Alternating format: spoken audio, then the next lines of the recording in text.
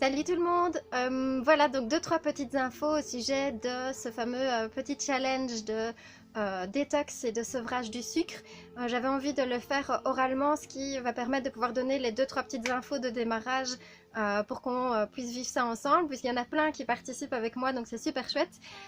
Pour pouvoir trouver les infos que je vais partager, donc je vais vous partager tout ce que j'ai appris les dernières années, mais surtout cette année dans mes formations, et qui ont été complétées avec mes amis voilà, nutritionnistes, etc. Cette année.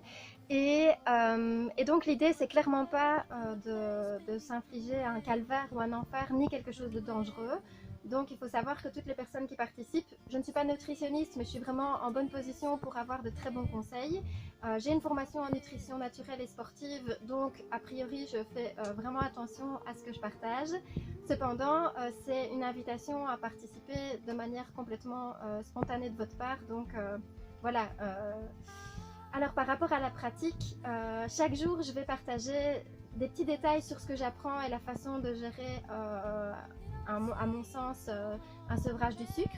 Et je partagerai aussi les précautions diverses à prendre. Les précautions, je veux dire par là aussi que la manière de fonctionner pour se sevrer du sucre n'est pas toujours confortable d'une part, et que selon les tempéraments ou ce qu'on vit en ce moment, c'est pas ou toujours le bon moment, ou bien c'est pas toujours la bonne méthode. Donc il y a plusieurs manières de l'aborder, plus progressive, plus radicale, en fonction de ce dont on a besoin. Par ailleurs, j'ai quand même envie de partager, voilà, de prendre des précautions si on est dans des compulsions ou des comportements alimentaires vraiment excessifs pour l'instant, donc forcément boulimie, etc. Je vous encourage à vraiment en parler plutôt avec un nutrithérapeute qui est formé pour ça. Et de ne pas prendre de risques, parce que forcément il y a des choses à suivre pendant ce sevrage. On ne fait pas un régime du tout, l'idée est simplement de se sevrer du sucre, d'abord le sucre raffiné, puis tous les sucres qui existent en grande quantité dans tout ce qu'on consomme. De manière générale, on en consomme beaucoup trop, et souvent au mauvais moment. Et donc tout ça pour ma part dans un souci de retrouver de l'énergie, voilà, de prendre soin de ma peau, de prendre soin de mon sommeil, de prendre soin aussi du fait que je commençais à devenir sacrément dépendante du sucre sans m'en être rendu compte. Simplement en regardant plus en détail ce que je consommais et les moments où je le consommais, j'ai vu et j'ai compris tous les impacts sur les autres travers que ça pouvait avoir et les autres désagréments que je pouvais sentir.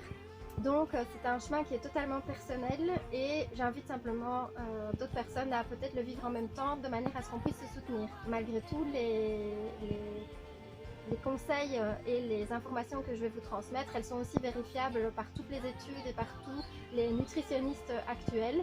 Il y aura toujours des petites différences d'une personne à l'autre, mais globalement, je pense que ce que je vais vous partager est complètement sécurisé.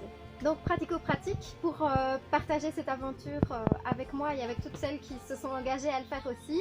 Je le posterai chaque jour sur Instagram, donc les petites infos plus ce que moi je vis à ce moment-là. Je le posterai de manière identique sur Facebook. Et pour les personnes qui n'ont pas envie de suivre la page Facebook ou bien ce compte Insta pour l'instant, ou qui n'ont pas envie de se connecter tous les jours, vous êtes tout à fait invité à me transmettre votre adresse email, que je garde évidemment complètement confidentielle et uniquement pour ce cadre-ci, donc vous ne recevrez rien d'autre, uniquement pour que je vous envoie la copie par mail. Mais au minimum ce sera sur Facebook et sur Instagram, et puis par mail, voilà, pour que ça puisse aussi donner un petit fil récapitulatif de tout ce qui se passe et de toutes les infos. Et pour terminer, petite précision que je continuerai à écrire au jour le jour dans les posts. L'idée est certainement pas de faire un régime, pas du tout. Donc on va simplement veiller aux nutriments et aux moments où on va les prendre pendant la journée, pour ne manquer de rien, pour surtout avoir moins de compulsions, pour pouvoir améliorer le sommeil, pour pouvoir améliorer voilà, nos élans vers le sucre, pour qu'on soit en forme et que petit à petit, malgré les difficultés, c'est-à-dire les envies de sucre qu'on aura, les difficultés à ne pas en acheter, à les changements d'humeur, etc., pour bénéficier à 100% de tous les points positifs de cette transition sucre, il va falloir quand même qu'on fasse un peu attention à nos repas, et c'est aussi ça que j'ai envie de partager avec vous. Donc il n'y a pas de régime, on n'enlève pas tous les sucres, donc on va continuer à manger des glucides naturels mais à certains moments et dans une certaine quantité. On ne va pas se mettre à compter comme des malades non plus, c'est pas le but, mais en tout cas de manger suffisamment bien que pour pouvoir porter cette transition de manière constructive sans que ce soit un enfer. On sait que c'est pas facile de se priver de sucre et on sait qu'on aura besoin de soutien les unes les autres. Mais donc ne partez pas dans une privation générale, ce serait dangereux pour vous. Continuez à bien manger au repas, je vous donnerai les petites astuces sur les compositions des repas, etc. Et puis que faire en cas de grosse envie de craquage. Et l'idée c'est qu'après quelques semaines où on aura vraiment fortement réduit le sucre, on pourra réintroduire petit à petit d'une certaine manière pour pouvoir le vivre plus paisiblement ensuite. Voilà, si vous avez des questions, dites-les en commentaire.